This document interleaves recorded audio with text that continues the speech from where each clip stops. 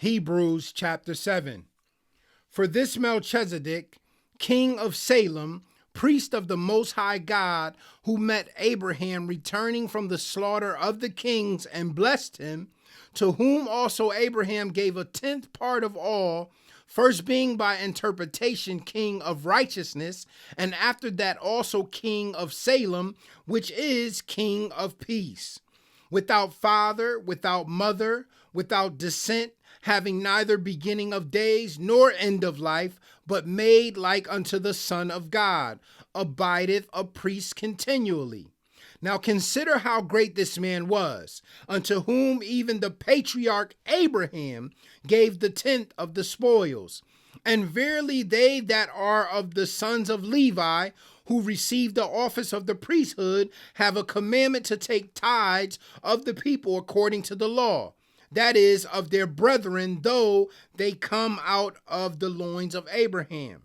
But he whose descent is not counted from them received tithes of Abraham, and blessed him that had the promises. And without all contradiction, the less is blessed of the better.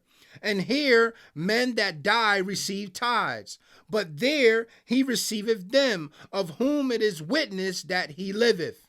And as I may so say, Levi also, who receiveth tithes, paid tithes in Abraham. For he was yet in the loins of his father when Melchizedek met him. If therefore perfection were by the Levitical priesthood, for under it the people received the law, what further need was there that another priest should rise after the order of Melchizedek and not be called after the order of Aaron? For the priesthood being changed, there is made of necessity a change also of the law. For he of whom these things are spoken pertaineth to another tribe, of which no man gave attendance at the altar. For it is evident that our Lord sprang out of Judah, of which tribe Moses spake nothing concerning priesthood. And it is yet far more evident, for that after the similitude of Melchizedek there ariseth another priest, who is made not after the law of a carnal commandment, but after the power of an endless life. For he testifieth, thou art a priest forever after the order of Melchizedek. For there is verily a disannulling of the commandment going before for the weakness and unprofitableness thereof. For the law made nothing perfect, but the bringing in of a better hope did, by the which we draw nigh unto God. And inasmuch as not without an oath he was made priest. For those priests were made without an oath, but this with an oath by him that said unto him, the Lord swear and will not repent, thou art a priest forever after the order of Melchizedek. By so much was Jesus made a surety of a better testament. And they truly were many priests, because they were not suffered to continue by reason of death. But this man, because he continueth ever, hath an unchangeable priesthood. Wherefore he is able also to save them to the uttermost that come unto God by him, seeing he ever liveth to make intercession for them. For such an high priest became us, who is holy, harmless, undefiled, separate from sinners, and made higher than the heavens, who needeth not daily, as those high priests, to offer up sacrifice, first for his own sins, and then for the people's. For this he did once, when he offered up himself. For the law maketh men high priests which have infirmity, but the word of the oath, which was since the law, maketh the Son, who is consecrated forevermore.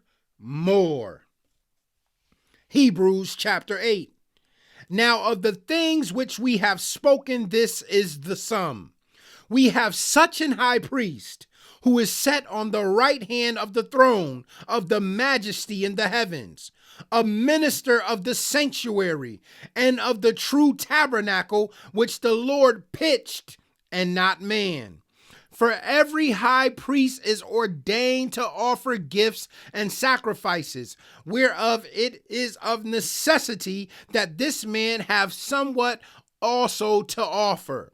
For if he were on earth, he should not be a priest, seeing that there are priests that offer gifts according to the law, who serve unto the example and shadow of the heavenly things, as Moses was admonished of God when he was about to make the tabernacle. For see, saith he, that thou make all things according to the pattern shewed to thee in the mount. But now hath he obtained a more excellent ministry, by how much also he is the mediator of a better covenant, which was established upon better promises. For if that first covenant had been faultless, then should no place have been sought for the second. For finding fault with them, he saith, Behold, the days come, saith the Lord, when I will make a new covenant with the house of Israel and with the house of Judah, not according to the covenant that I made with their fathers in the day when I took them by the hand to lead them out of the land of Egypt, because they continued not in my covenant, and I regarded them not, saith the Lord. For this is the covenant that I will make with the house of Israel after those days, saith the Lord. I will put my laws into their mind and write them in their hearts, and I will be to them a God, and they shall be to me a people. And they shall not teach every man his neighbor, and every man his brother, saying, Know the Lord, for all shall know me, from the least to the greatest. For I will be merciful to their unrighteousness, and their sins and their iniquities will I remember no more. In that he saith a new covenant, he hath made the first old. Now that which decayeth and waxeth old is ready to vanish away. Hebrews chapter 9. Then verily the first covenant had also ordinances of divine service and a worldly sanctuary. For there was a tabernacle made, the first wherein was the candlestick and the table and the shewbread, which is called the sanctuary. And after the second veil, the tabernacle which is called the holiest of all, which had the golden censer and the ark of the covenant overlaid round about with gold, wherein was the golden pot that had manna, and Aaron's rod that budded, and the tables of the covenant. And over it the cherubims of glory shadowing the mercy seat, of which we cannot now speak particularly. Now when these things were thus ordained, the priests went always into the first tabernacle, accomplishing the service of God. But into the second went the high priest alone once every year, not without blood, which he offered for himself and for the errors of the people.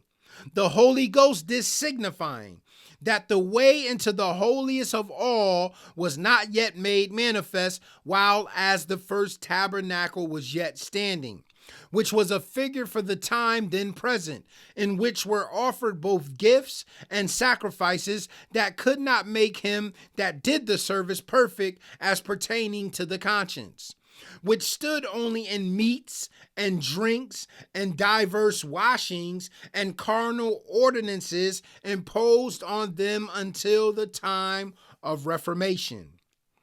But Christ, being come and high priest of good things to come, by a greater and more perfect tabernacle, not made with hands, that is to say, not of this building, neither by the blood of goats and calves, but by his own blood he entered in once into the holy place, having obtained eternal redemption for us. For if the blood of bulls and of goats and of the ashes of an heifer sprinkling the unclean sanctifieth to the purifying of the flesh, how much more shall the blood of Christ, who through the eternal Spirit offered himself without spot to God, purge your conscience from dead works to serve the living God?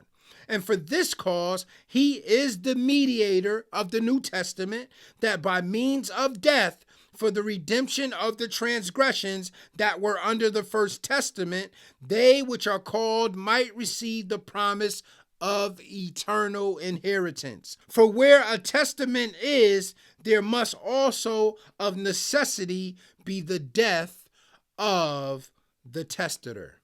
And we know that God's word is already blessed. Until tomorrow, guys, I love you. Shalom.